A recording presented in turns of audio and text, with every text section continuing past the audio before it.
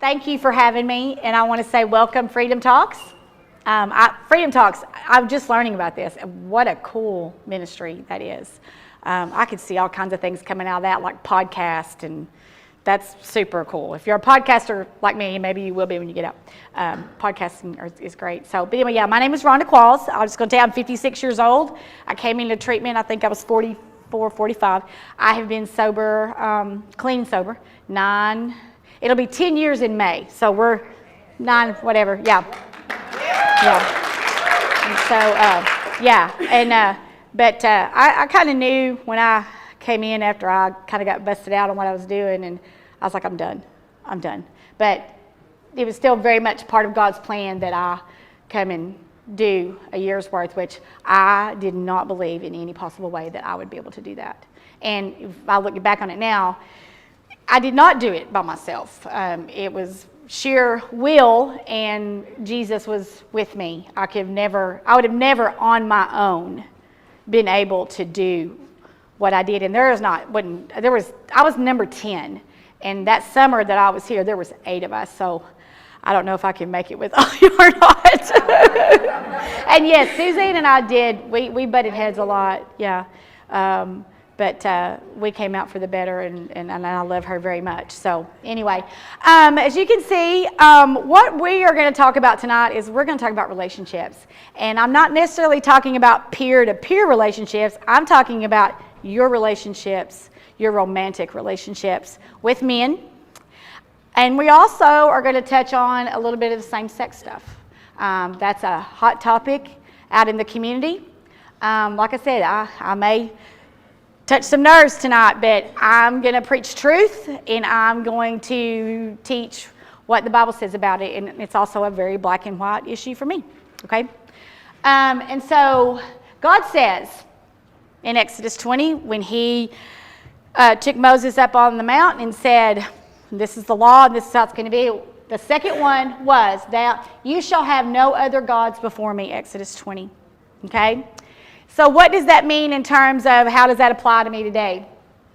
So this is a scripture out of the New Testament, which is the New Covenant. Okay, so the New Testament was part of the Old Covenant, which man was out of relationship with God, and the only way that he could have relationship with God was through covenants and through blood sacrifice and things like that, because Jesus had not yet come back yet. So God had to give his people a way of life, rules to live by, okay?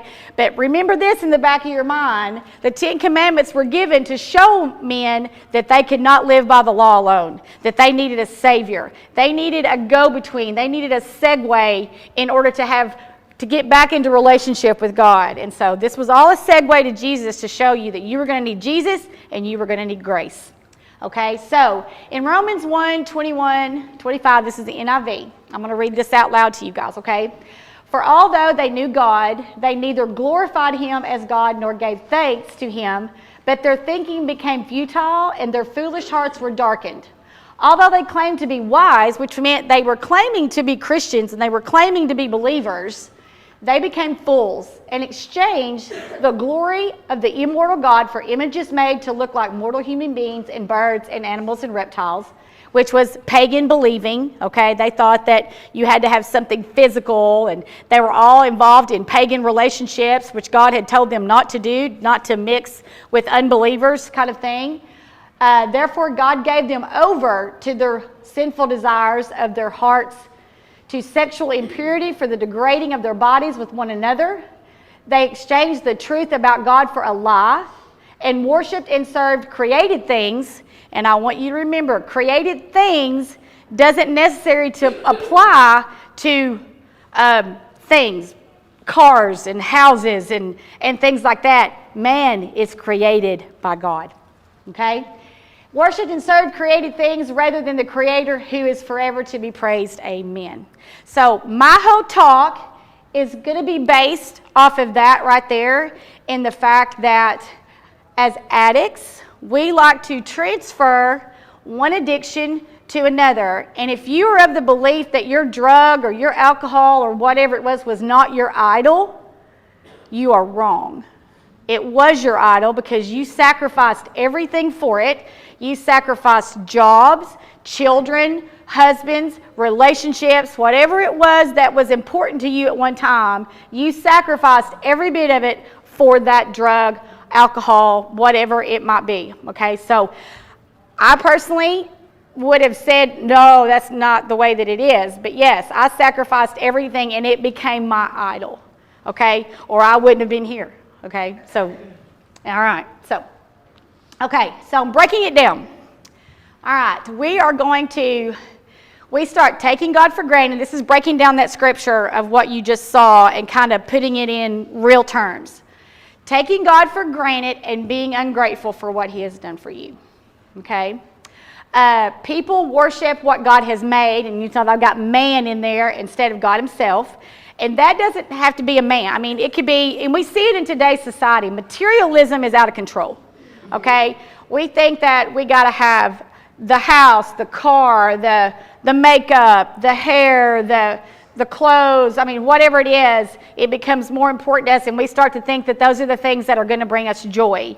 And don't ever confuse joy with happiness, okay? The kind of joy that we're talking about is the kind of joy that God gives. Happiness is fleeting and it comes and goes, okay? Happiness, don't ever say, oh, but this makes me so happy. I can promise you if it's just to make you happy, it's not sustainable. Not the way God talks about it, okay? We lose sight of God and we lose sight of who we are in God. That's also what the drugging and the alcohol and all these things, materialism, does for us, or we're putting stock in another person because we're depending on that person to make us happy. We think, oh, if I can just have him.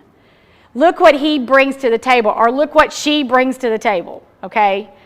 They are not, number one, responsible for your happiness. Only you are responsible for that. But we want to put all of our eggs in a basket on some dude or some girl. Okay, and we're going to get into that. I'm not going to leave that out because it's a problem in our society. It is. And it's just the same. Anything outside of God's plan is sin, and sin tells us that it's great and it'll make us happy, right? Okay. I keep forgetting this is back here. God gives us over. So God is reaching out and He's pursuing us and He's doing all these things for us and He's given us His grace and His mercy. And we keep going back to the same old patterns and we keep going back to the same guys or getting the same type of guys and all this kind of stuff. Finally, God says, okay, fine. You don't want to listen to me?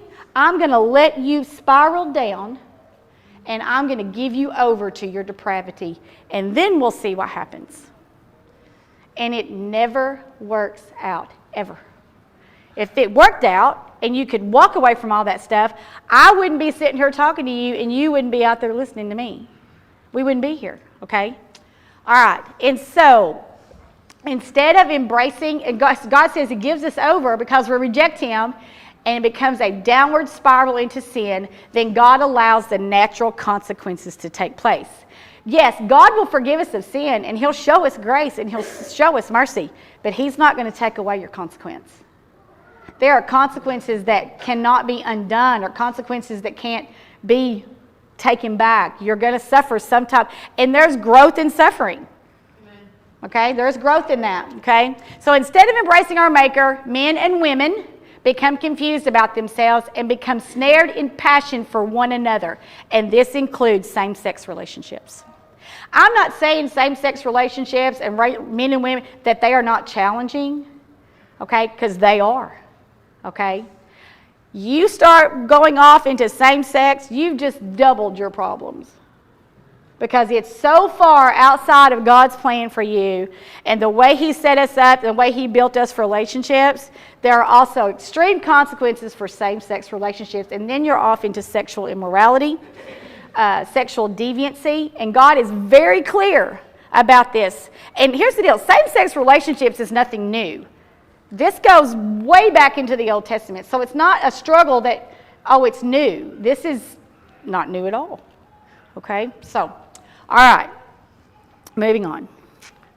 Okay. So what we're going to talk about here is the pitfalls of dating in early recovery. So this is a little bit of a reality check. Now, I used, and of course I was, in that summer and and then or summer and that fall, Christmas or whatever, we do a full season, a full 4 seasons here. And so us girls at that time, we knew everything about everybody. Okay, I don't know if y'all can do that, but we knew everything that was going on. And so it didn't take long, especially girls that had been there more than 6 months, and they could kind of see a light at the end of the tunnel. What was the first thing you think that they were worried about when they got out? Got to get me a man, got to have a job. Oh, he's got a nice truck. Okay? And this is like taking a 5th grader and a 4th grader and going, they're going to make a great couple. This is the sweetest thing. Oh my gosh, look at them. They're so in love. Girl, he's so hot. Look at him. No, he's not. He's dumb. There's a song out on country radio right now, and one of the phrases in it says, boys are dumb, but you're going to go find you one. And that's one of the most true statements. It is so true. Okay. So in the early stages of sobriety, addiction first manifests in unhealthy relationship and has an ongoing pattern of dysfunctional relationships. I would bet if I polled you, there is not one of you in here that could not say that you have been in or in one or have been in several dysfunctional relationships. I don't think there's not one of you. Hey, don't think I hadn't been there, okay?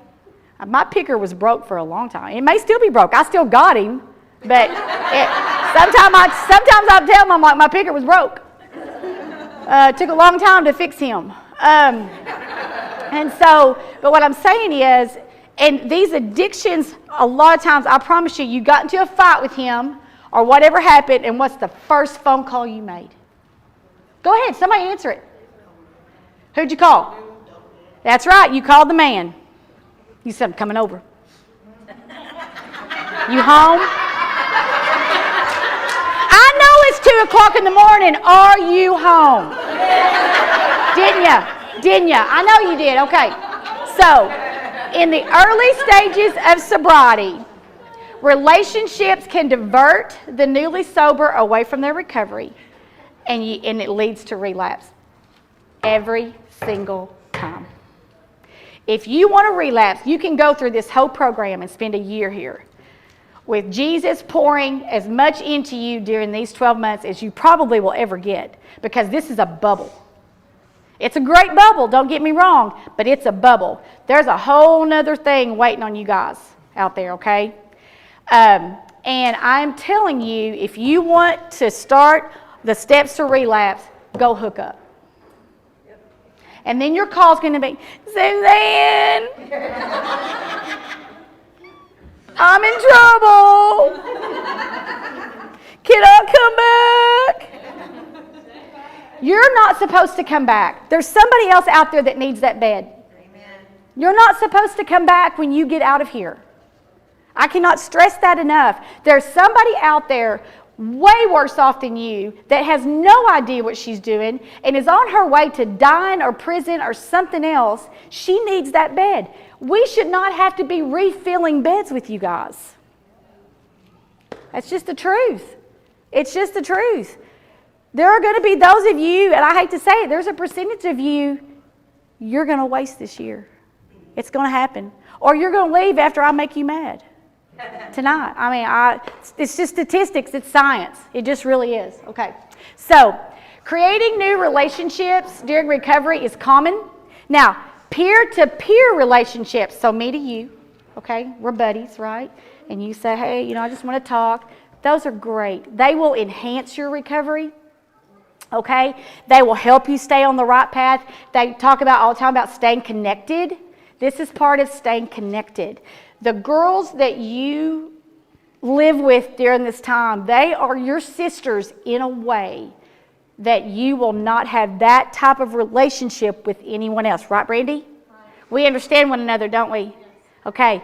Because I know how she thinks. She knows how I think. So we've been through the same things together. She's my sister in a way that I'm not sisters with anybody else.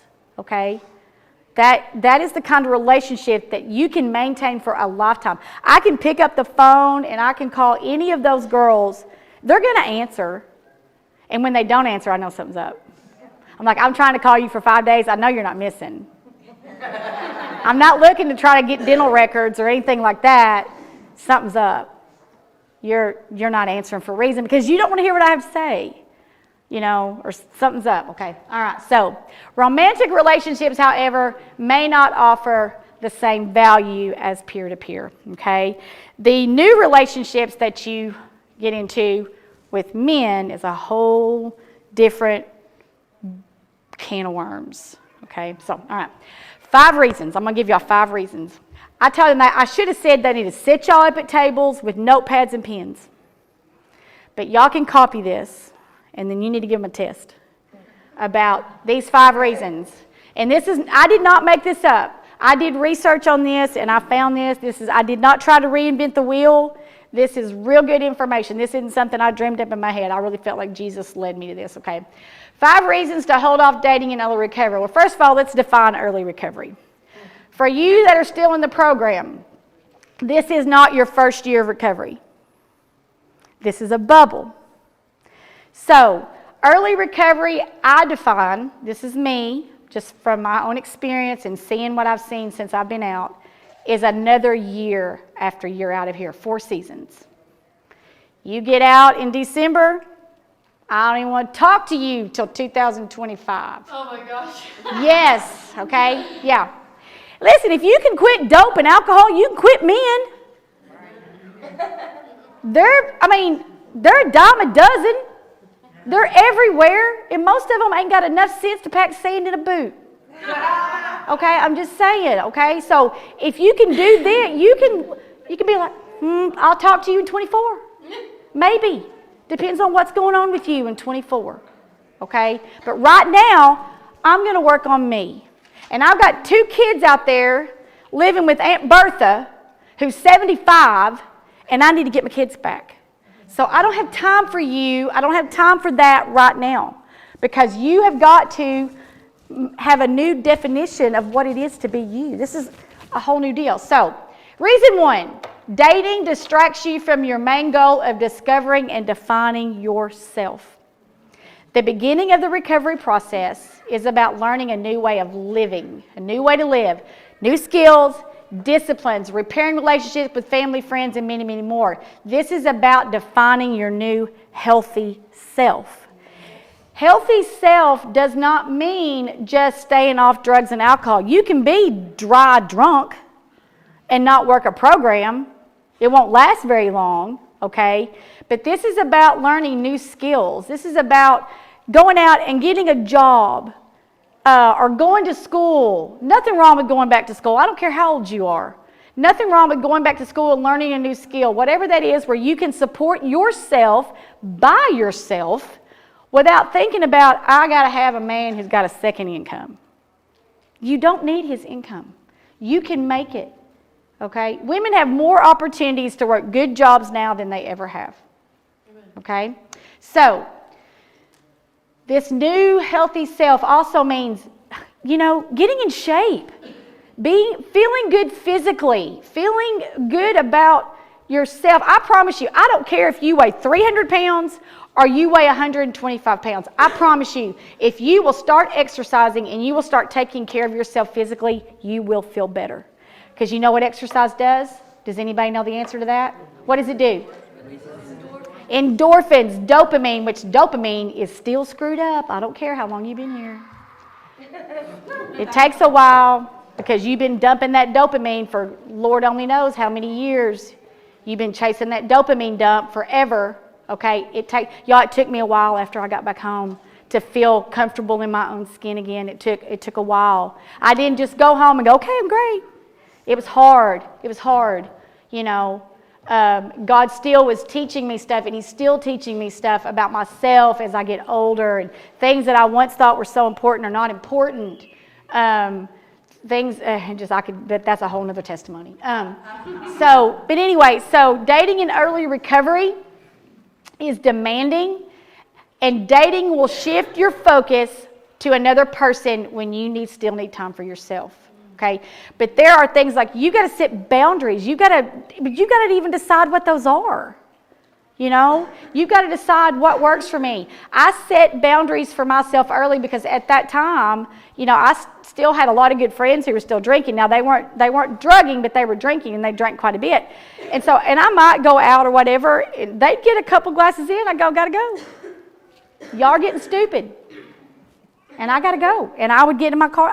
And I'm still the first one to leave an event if there's alcohol involved. I'm still the first one to leave because I don't want to be around you at that point because you're getting on my last nerve and I can't do it. Yeah, I can't do it. So defining your new sober self. You're still figuring out, a lot of you, especially those of you that are first here, you're still trying to figure out a lot of why you did what you did. Why you're still having things of, why I might still want to do what I did. You have zero coping skills still when it comes to when you walk out these doors and you get home because life is going to set in, okay? And you're going to have that freedom that you don't have now. You can't even go to the bathroom by yourself right now, right? Okay? I had to learn how to dress all over again because I was used to wearing the same shirt every day. I mean, little things like that, you know? I was like, well, I got a t-shirt and jeans. I don't know. You know? Do I wear shoes or sandals? What do I wear? Flip-flops? I don't know. I had to learn to put makeup on again, so I just stopped doing that. You know? I was wearing my hair curly all the time because I didn't want to dry it because it was easy. I still a lot that way. I'll go a week. I don't even care about makeup anymore. I don't even care. I did wear some for y'all. Okay, but if you see me out in Jonesboro, I probably won't have makeup on. My hair will be back in a ponytail. I have on a pair of scrubs and a t-shirt, and smell like a dog's butt because I work at a shelter. So anyway, best days of my life right there. So anyway, okay, so you do not want to, as soon as you get out of here, and here's the deal: self-care is not selfish. Don't let anybody tell you it's selfish. You are no good to anyone until you are becoming your best self. Amen. All right? And how many got kids? I'm going to say probably all you guys. Okay, so why do you not want to be the best mom to your kids? And why do you want to introduce somebody that they don't even know? You've been away from them all this time, and all of a sudden, mom's gone because she's dating again. Okay? Your kids deserve more than that. Your family deserves more than that. Why does somebody you barely know deserve that much of your time and effort? That's what I don't understand. What makes them so great that they deserve that much of your time and effort when it needs to be going, number one, to yourself and your kids and your family, okay? All right, so reason 2, dating can contribute to a risk of relapse and early sobriety. Stresses of a new relationship can interfere with recovery work. Stressors take management. You're not there yet. Your time is managed here. We get up at what time? 6:30. We sit down for breakfast at what time? 6:45. Do we get up until everybody's done? Absolutely not. That's right. I got in trouble for that the first day. I said, where are you going? I said, I'm putting my plate up. Sit down. I was like, what? So I'm just saying, what time do you do? And some of us go to a job. Do you make your bed every day? Yep. Ask me if I make my bed every day. Did you make bed every day? Nope. Don't care. It can stay that way all week. I do not care. I still laugh about it. People say, I was like, I had to make my bed every day. I don't ever make my bed. So, anyway, you can do that when you get home. It's probably a good idea. I do change my sheets, but anyway, yeah. So, I'm just saying, you're managed here. No one's going to do that for you when you walk out those doors and you go, great, I love you guys. Okay? No one's going to do that for you. You've got to learn to do that all over again because you're sober now. It's different. You weren't managing your time before that anyway, so what makes you think that you can manage your time now as soon as you get out? You can't. Okay. All right. Inability to focus on developing positive character traits and establishing healthy boundaries. We talked about that. The person you are involved with may not be in a healthy place in their life. A major life change could affect one or both of you. And also, do you want to be the reason somebody uses what you've done to them as a trigger for them to relapse? Well, I got a slide about dating other people in recovery. I got a slide about it, okay? We're going to get there. All right? So, that's what I'm saying is like, why do you want to take somebody down with you? Or why do you want to let them take you down? Why would you want to do that? Ask yourself that. Your focus should be on sober goals, such as, what do you do here? Service. Okay? Staying connected. We talked about that. Staying in the Word. Church family. And Jesus. Okay, so how much do you guys hear? When you leave here, you need to be in the Word every day. They've been talking to you that? Y'all still have Mitch? Does Mitch still? He hasn't been here. Okay, anyway. So he was this crazy guy. I loved him. He was so funny. What's his name? Mitch Bell. He's a hoot, man. Yes. Okay, so staying in the Word every day. Okay, so listen, I'm going to be honest with you. I go to church. I go to Bible study. But I'll tell you, it's hard to stay in the Word every single day. Especially when you're working, you got a couple of kids or whatever, you're trying to figure out this new life, but that is so vitally important. But these things is what's going to help you become that new sober lady that you want to be. And I do say the word lady. You're not women, you're not broads, you're not dames, you're not my woman or my mama, baby mama. You're ladies, okay? Amen. All right, you're ladies, and you're daughters of the Almighty God, and don't let anybody ever tell you that you're not, okay? Your focus should be on those sober goals, and volatile circumstances can lead you back into drinking and drugging to cope. I'm going to tell you a little story really quick. I'm probably going to run out of time. I might even get through these slides. I told you that. Okay, and this applies to a couple of girls I graduated with, or I was in with. We didn't all graduate together, but so she married a guy. Both of them did. Out of, I think one of them had been out maybe 4 months, and he's on one knee at Batesville, Celebrate Recovery, just had to do it. When I heard about it, I was like, no. Okay. And so then the other one, she picked her one out, and she chased him like a dog till she got him. She wore that boy down, and he finally was like, okay. And they all got married, and before I knew it, one of them, I heard from another one of my sisters that they were both drinking. And I'm like, what? Yeah, 6 packs in front of the kids. And this guy was preaching. Like he was a lead pastor. And I'm like, oh, Lord's going to take it down. He's going to burn it down. You're not going to do that and whatever. He's going to give him over he gave them over to their own depravity. They got in domestic situations. They moved back to old people, places, and things where he was from. He ended up doing heroin. They had several domestic situations. They divorced. 2 kids involved. Like I said, he was a lead pastor at a little church. I mean, I'm like, were we in the same program? And I'm thinking, and of course, and I'm sorry, and God, I'm sorry if I'm wrong. She did not have any business, number one, dating that soon, getting engaged, and getting married to somebody who wasn't any more mature in recovery than she was. And I talked to her about this. She knew that I was going to talk about it. And they're trying to work it out because in God's eyes, they made a covenant. And I hope that God does that. I hope that God redeems that for them because they have 2 children. But they made a commitment. And that is God's desire that works out. God's very clear. Once you do that, you're in it to win it. And I hope that they stay with it, and I hope it works out for everybody's sake. And then my other friend, same thing. Now, they did manage to maintain a little longer, but they're in a hot mess of a situation. Both in recovery, both had multiple relapses behind them and in different recovery programs over the years, but she decided that's what she wanted. I think he was just oblivious of what was happening to him, but I think he thought it was time for him to get married too, and he left her a note on the table and said, see ya. Now, he had his own struggles with gambling and some other things that were going on, which the details don't matter, but what I'm saying is it may have been set up for failure before it ever got started. Because of number one, the lack of emotional control. I personally thought she was more mature in her recovery than she was, and she went right back to drinking.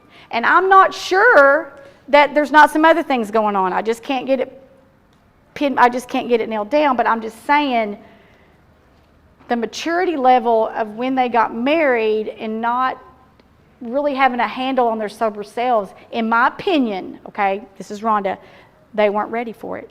And it had been going down actually hill for a couple years. So anyway, all right. Reason 3, dating can become a way to repurpose your addictive behavior by becoming consumed by a new person instead of a drug. If you think just because you're not drinking and drugging that you won't transfer your addiction to something or somebody else, you will if you're not working on your new sober self. Okay? And for women, like I said, I don't know the percentages, but I'm starting to see it. Like the percentages are very high. If you want to relapse, go get in a new relationship when you're not ready. You know, just do that. Okay. Addictive behavior isn't limited to a substance. It may show up in a preoccupation with someone or something. That includes man and woman. Okay. Focusing on a new relationship and or new love can become an obsession in early recovery because that new love affects the same brain chemicals that the drugs did. Your dopamine, your norepinephrine, there was another one, Karen, I couldn't even say. I was like, whatever it is, it ain't good. Yeah, something like that. But it affects all of that, okay? So you're going to get that same euphoria. Oh, he's so cute. He's so good to me. He opens the door for me. He looks so cute in those jeans. He had on his boots. Yeah, he got the four-wheel drive. He's working at Great Dane. He's got a good job with benefits, okay? All that stuff is like sidelines. It's rabbit holes to take you off of your focus, and that is your recovery. You need to be so rock solid and rooted so deep in this life of recovery that nothing, no matter what, hell, high water, whatever it is, natural disaster, him up and leaving you a note in the middle of the night, you go, okay, it's fine. I'm good. I was looking for one when I found you. I mean, I'm just saying they're everywhere, okay? I'm just saying. And my husband and I, we talked about this when I told him I was going to do this talk. And believe me, it's a whole other testimony, our story, okay? We are not supposed to be together, considering what all we went through, okay? We used to sit right here during, when I first got in, he was so mad. He was embarrassed is what he was because his wife was on drugs. And so we would sit right here. And he would talk to me like, oh my gosh, I wouldn't talk to a deaf person. I mean, it was horrible. And even Jim Woodell came up to me and goes, you want me to stop him from coming? I said, no, let him get it out. Let him get it out. And we did, because I was more afraid of not seeing him than I was hearing it because I was stupid. Because I was still in that codependent, I will die if I don't have him. And I finally got to a point, but it took much later in my treatment for me to realize he may not be there when I get out. And I had to say to myself, because I focused on that God will make everything right if I surrender to his will. And no matter what that is, I said, you know what? I'm going to be okay. If he walks in and says, I can't do this. You're an ex-drug addict. You've embarrassed me. I don't want to be with anybody like you. You're just riffraff. I'm dusting you. I'm out of here. I'd be like, well, I had to get to that place. And you've got to be in that place to where you are so content by yourself and you are so okay in your own skin that it doesn't matter. And then you know what will happen? God will probably bring you someone. And he'll be the right one because God chose him. Not because you went to an event at 316 and you scanned in the crowd. They're all up on stage and you're like, okay, hey, what about that one over there? You know, y'all like, oh, he's a 10, he's a 9, stay away from that one. I mean, that's what y'all are doing. Don't tell me, I know. I used to go to those things. That's what some of my friends said. They was like, oh yeah, he's cute. And they went after him, okay? And he wasn't running either, okay? So, all right, reason 4. Dating comes with rejection, as we just talked about, okay? Which can bring on intense feelings of depression and anxiety. What do we do when we get depressed? Because why? Because, oh, it feels so much better. And then you sleep for 4 days, and then you're up for 17. So now your brains are all messed up again. And so you're really right back where you started. You're right back where you started. Okay, so loneliness. Oh, but I want somebody. I'm so lonely. No, you're not. That is a feeling that is of the world, that loneliness feeling. There is no way you can be lonely with all this support around you and staying connected. We as women have put way too much stock in a man's ability to fill these holes that we have when there's only one person that can fill that big old giant hole that you think you're trying to fill with everything. You've tried everything to fill that hole that God put in you the day you were created. Okay? There's only one thing. And when you finally grab a hold of that and you begin to really understand what that means, that only God can fill that, you'll be like, if this is the pinnacle of my relationships, right here is what I have, this intimate love relationship with Jesus Christ, I promise you, you can go through life and never date again. Amen. And I'm not saying that is what God's plan is for you. I'm saying it's possible. It's possible. Okay. Rejection by a romantic partner can feel devastating. Dating can boost self-esteem because he's like, oh, you're so pretty. Girl, you're so hot. Oh, you're just the best mom. That's the best night. I had a meal like that. Okay? Until he comes in one day and he's whatever. And we know how that story goes because I promise you, y'all have all been involved in relationships like that too, where he turns out he love bombed you or he gaslighted you or whatever. You found out he is the definition of narcissist. Okay? And narcissists, they are out there. And they are not hard to find either. Okay? A breakup can seriously affect your physical and mental well-being. We just talked about that. Someone who's already experiencing addictive and mental health issues find symptoms, they will intensify, and you will find yourself unable to cope, and you will go back to old behaviors. Even healthy relationships are difficult. So you take someone who's not addicted at all to anything. They're just going to work every day, coming home, having supper, some kids, whatever. Even those are difficult. They're not perfect. There is no such thing. God never promised that it was going to be easy, and it's not, okay? For a person in recovery, the choice to date anyone brings a high level of risk to you in your sobriety because you are still unsure of who you are and who you are becoming. Okay. All right, last reason. Dating someone who you knew before treatment can keep you tied to the past behaviors and substance abuse. Do I really need to go into this? Okay?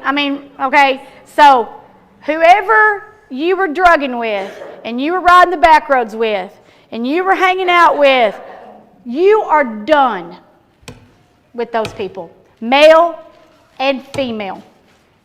You don't talk to them. You don't say, hey, I'm home. Doesn't matter if you're home or not. Okay? My girl tried to contact me a couple times. I said, girl, you got the wrong number. Blocked her. She didn't do anything wrong. She only did what I asked her to do. Okay? I'm not blaming her. I can't hang out with her. Number one, she's not clean. Never has been, never will be. Okay? She called me when my mom died. I was like, thank you very much. Or she sent me a message or something. I did not respond. That's for me. That's me setting my boundaries. Okay? Can't hang out. Whatever dude you were dating. Now, if you're already married to somebody, that's a whole nother lesson. Okay? So I'm talking about single ladies out here. You're in a covenant marriage and you said I do. That's different.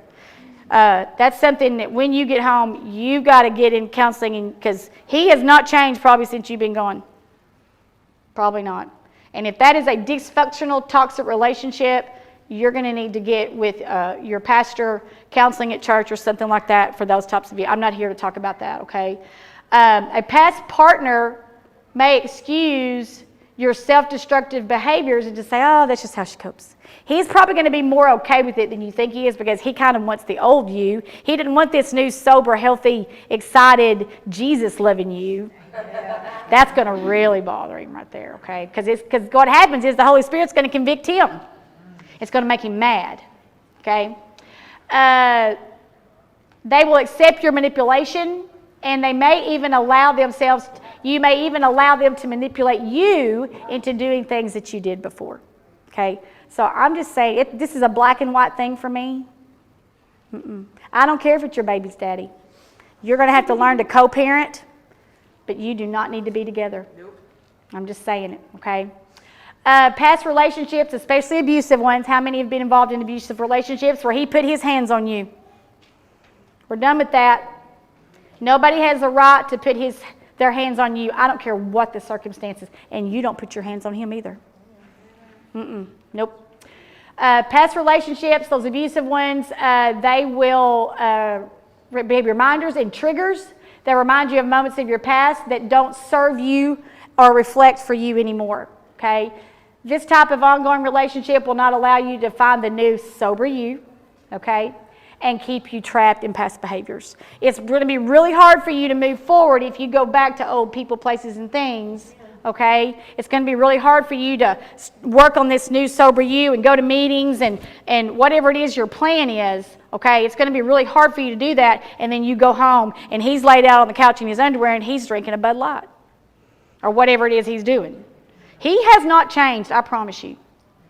You're doing all the changing because you're here. Now, if he needs to go work on him, let him go do that. But he needs to go do that, okay? But you're working on you. All right. Okay, when is it safe to date? It's not. 1 year. Who's the next to graduate? Who's getting out pretty soon? Where are you at in yours? Like, you're at 9 months. Okay, so you got 15 months before you can date. 15 months. Yeah. It goes by in the blink of an eye. Blink of an eye. Okay? I still look at it. I can't believe I've been out as long as I was. I didn't think that year was ever going to be over. I had this calendar in my room where I counted the days backwards. You know, so like it went from 93, 92, 91, 90. I'd mark it off every day, every night. Not mark it off, you know, because I just couldn't wait. And when I got home, my husband was still mad. He slept in the other room for months. I don't know if I ever told anybody that. He was sleeping in the back bedroom. I was like, okay. It's going to be really hard for us to be intimate with you back there. So don't come crying to me. Okay, I can barely see that. It's kind of small. So when you have developed a good sense of self, practice good, positive coping skills. That's going to be a big one for you guys. Understand how to maintain emotional control. How many of you have a hair trigger? You know what she said? I'm going to go kick her. Okay, hair trigger response.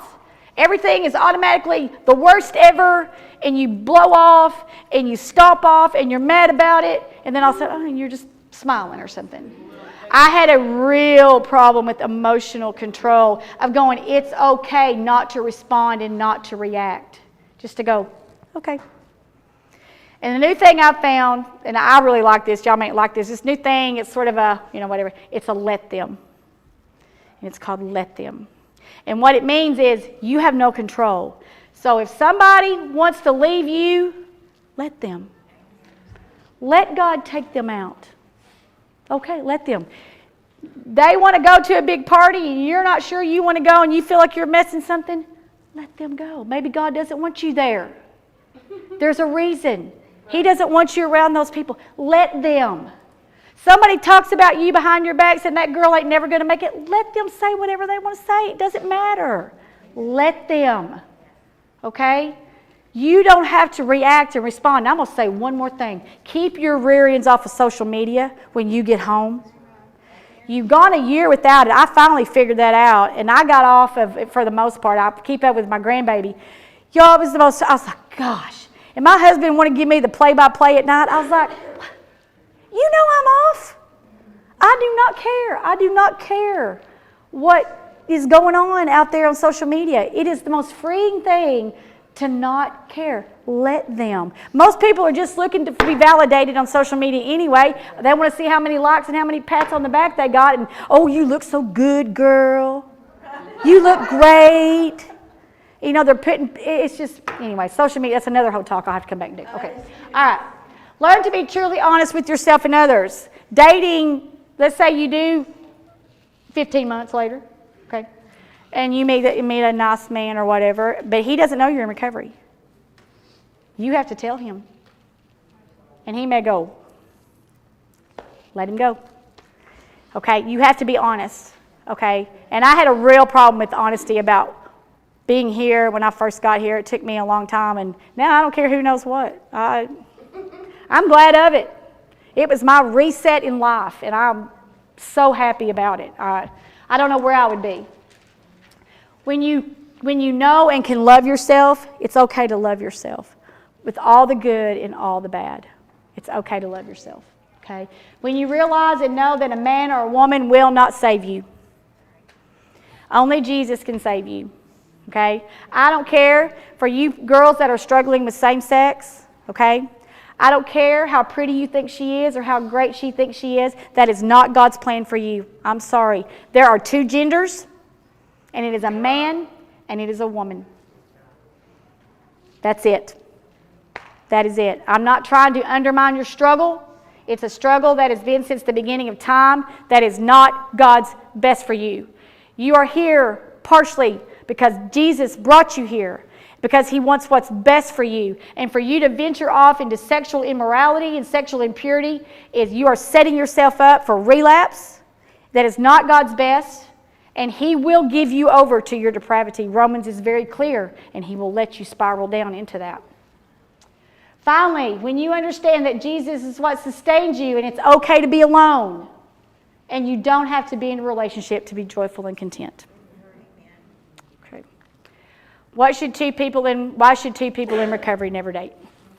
Here's where y'all gonna get mad at me, because I know y'all got 317 or 3. I know it. Or breaking bonds, guys. Same thing. I could get Suzanne off here in the corner, and I promise you, she could tell me every one of y'all are like looking side-eyed at somebody in a pair of Levi's and boots at one of these meetings. I know you are. It is common for two recovering addicts to find each other attractive, having so much in common. That's not good. You think, oh, but we have so much in common. That is not good things that you have in common. Is sharing stories about the wars that you fought over the past 10, 15, whatever years. Right. Okay? But before entering a relationship with someone in recovery, carefully weigh the pros and the cons and get some expert advice. I'm not the expert, okay? I am not trained in any of this stuff. I just know what I see. Okay. Most experts will tell them it's not a good idea for many reasons, okay? It is challenging to know another person's recovery and what's going on in their head. A lot of times, they will have already relapsed in their head before you even know what's going on. And then, bam, you act like you're so surprised that you get a call. He's like, listen, honey, listen, you remember that bail bondsman I was telling you about? I need you to call him. I'd be like, nope. You're on your own. Let them. Let's see. And if a partner relapses, they're going to put themselves at risk, and recovering addicts also become overly reliant on each other. Once again, you think she's going to save you, and she's not, or he's not. And the other unhealthy codependency can quickly develop. So that same codependency pattern that you've had of relying on other people or wanting to fix somebody, you're going to fall back in that. As with our relationship, dating is complex with lots of feelings and emotions. Sometimes a multitude of factors can lead to issues in communication, trust, and love. And if a relationship doesn't work, one or both of you, once again, triggered into relapse, feelings of guilt and anger, and you're right back where you started. Why would you want to get 2 or 3, 4, 5, 6 years under your belt and go, a beer sounds great? You can't handle it. You can't. Because it's going to lead back to whatever, and you're probably going to be much worse. And once again, Susan,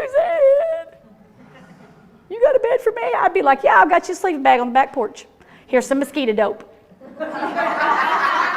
Because I got a girl coming in, and it's her bed. This place is supported by donation, so why do they have to support you twice? I'm just saying. I get things happen, and people say, relapses are a part of recovery. Well, it doesn't have to be. Sure. It doesn't have to be, so don't buy into that, relapse is part of recovery, it's probably going to happen. It doesn't have to be that way.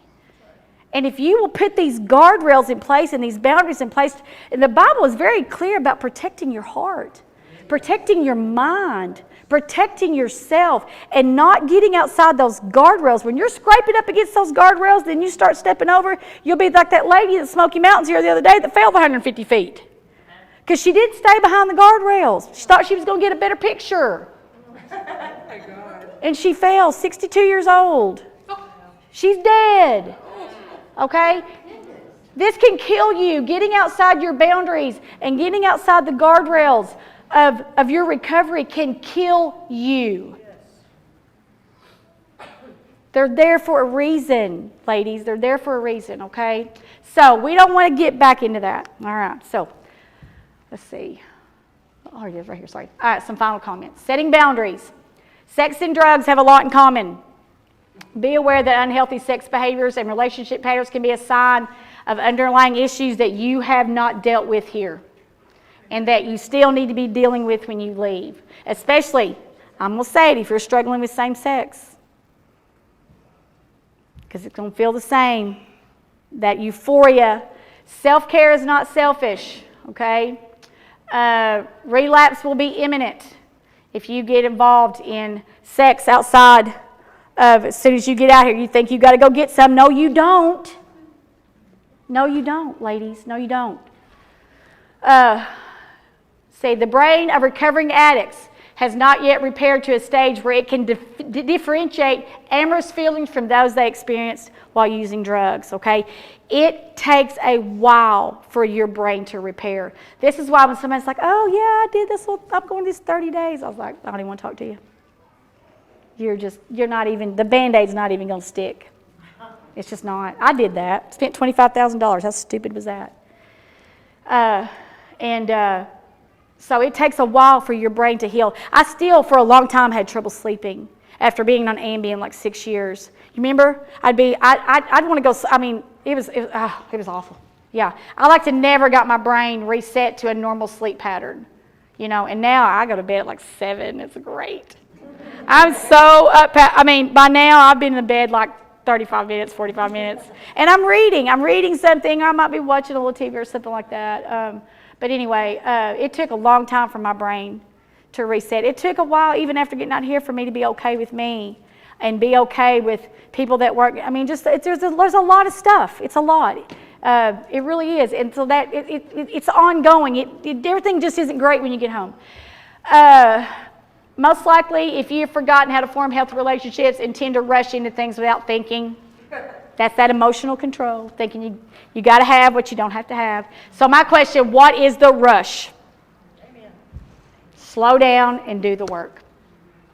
Ladies, thank you for having me. I appreciate you. I hope. Thank you.